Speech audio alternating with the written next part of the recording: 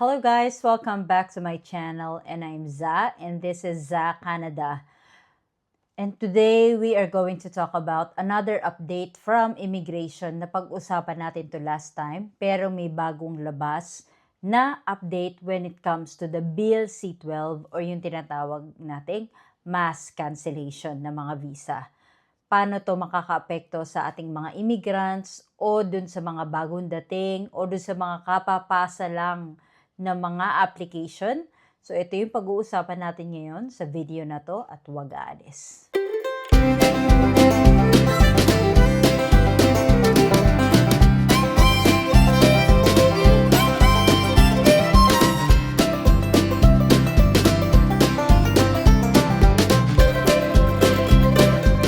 Okay, quick recap lang. So when it comes to Bill C-12, ito yung tinatawag na Strengthening Canada's Immigration System on Borders Act.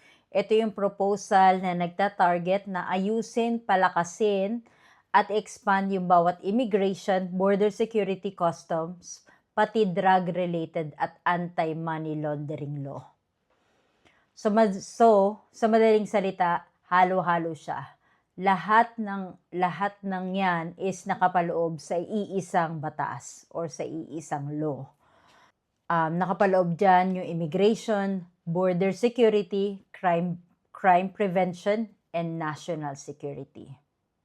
Well, ang pinaka-controversial dito is yung big powers ng government to cancel or suspend immigration applications, permits, documents, and even PR cards kapag sinabi nilang public interest.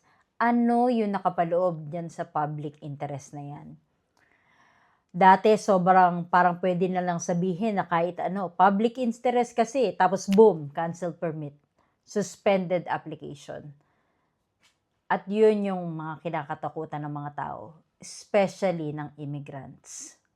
Well, the government side about that public interest is ito yung gusto nilang gawin.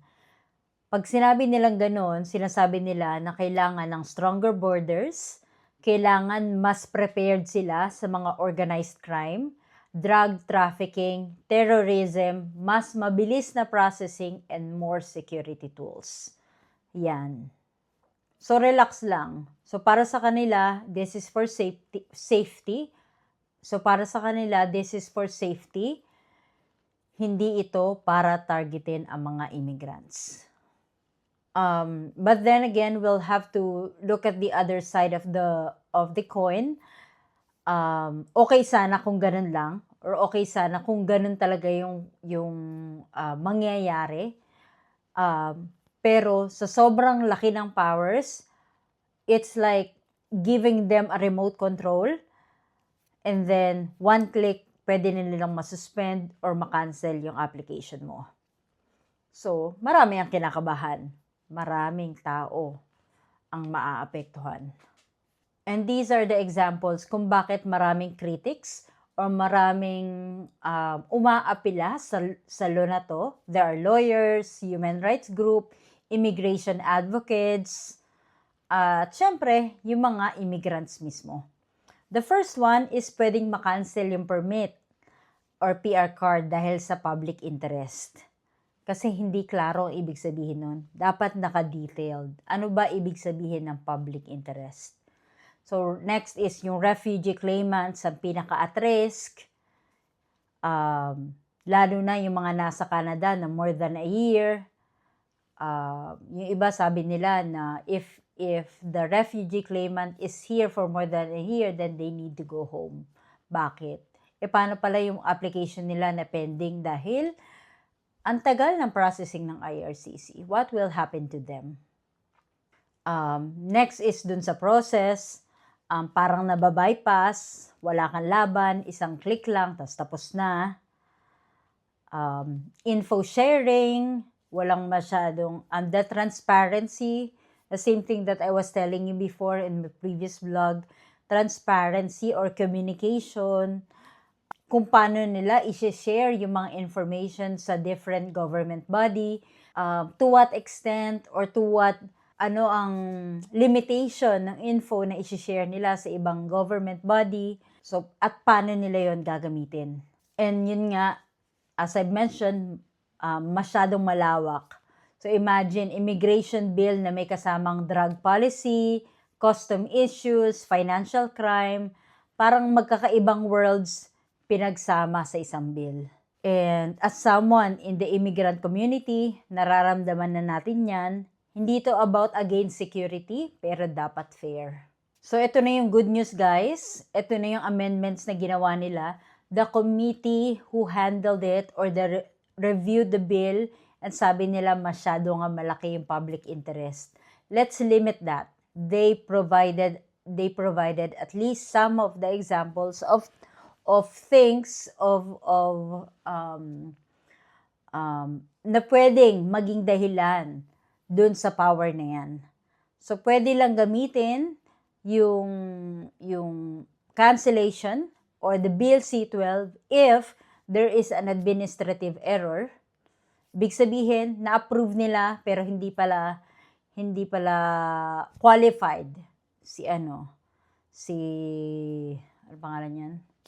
Si applicant, or there was a case before too that I heard that ban pala yung particular candidate for PR, or ban for misrepresentation for the next 10 years, pero biglang na-approve yung PR. Yung parang mga ganyan, administrative error. Next is fraud, obviously. If you lied on your application, if you fraudulently claimed that you have this skill or that you graduated in this particular college or university pero hindi naman, then that's fraud.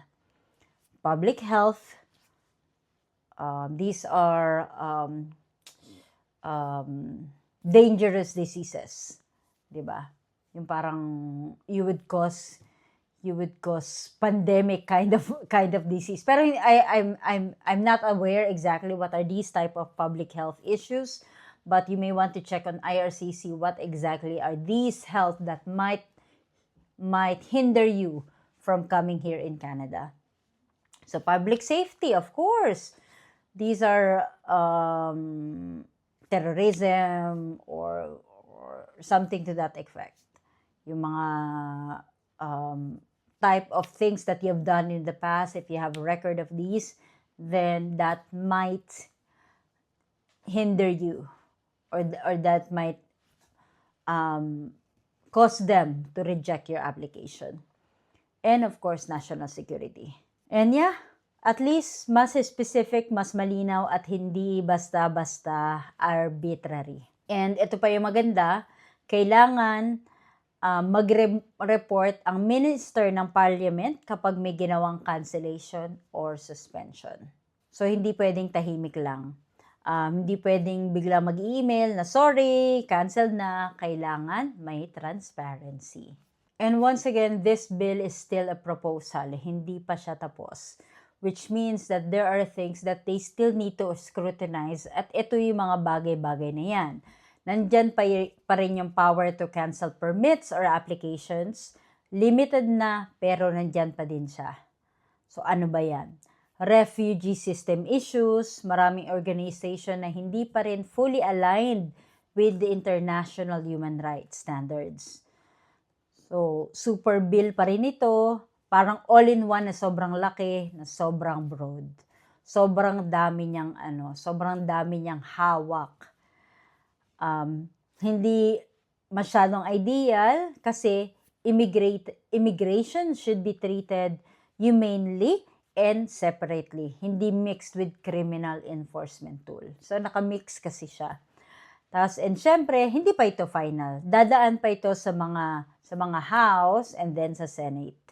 Pwede pang magbago or pwede pang lumala, unfortunately.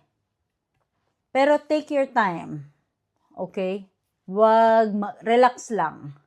Again, kagaya ng lagi ko sinasabi sa vlog ko before, hanggat wala ka namang ginagawang masama, you don't have to be scared. You don't have to be afraid. 'Di ba? Hindi tayo dapat matakot, pero dapat aware tayo. 'di ba? Dapat lagi tayong aware sa mga news or para in case na may makasalamuha man lang tayo na ganito, at least alam natin kung paano sila may i-advise ang tama. So, dapat alam natin yung mga nangyayari sa mundo, nangyayari sa paligid natin, kasi these are the incidences na pwedeng makaapekto sa future natin sa Canada or sa mga permits natin in the future. Personally, I get na kailangan ng additional security measures dito sa Canada kasi I've seen in the news that there's really a lot of crimes na nangyayari. And some of those are immigration or immigrant-related crimes. So unfortunate, napakasakit lang isipin na ang daming nadadamay dun sa few number of people na gumagawa ng mga ganitong kasalanan. Kumbaga parang kasalanan ni Juan, kasalanan ni lahat. 'Di ba? Kasalanan ng lahat. So dapat fair, pero again, dapat fair pa din ang bill na to sana.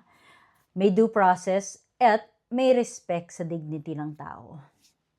And so yun na nga guys, that's the Bill C-12, or those are some of the updates sa Bill C-12. Again, you can always check the website for the clarification or for the more detailed updates when it comes to the Bill C-12. May nagbago? Yes. May gumanda? Oo naman. And then, safe na ba tayo? Tingnan natin. Okay? So, yun. Kaya, kailangan nating bantayan to. Okay? So, share this vlog sa mga kakilala nyong mga TFW, PR, or mga work permit, yung gustong pumunta pa lang, mga visitor, at lahat ng mga tao na gustong pumunta dito sa Canada.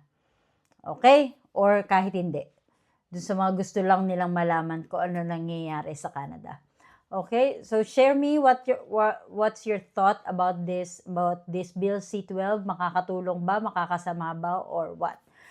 All right. So once again, I'm Za, and I'm encouraging everyone to send me a letter. I'm leaving my email address here, and then babasahin natin yan sa channel na to, and then we are going to talk about that. And in that letter, also you have to include kung paano ko kayo matutulungan. Okay? So, yun. Thank you so much for watching, and laging tatandaan, hindi kailangan maraming pera, basta may peace of mind. Bye!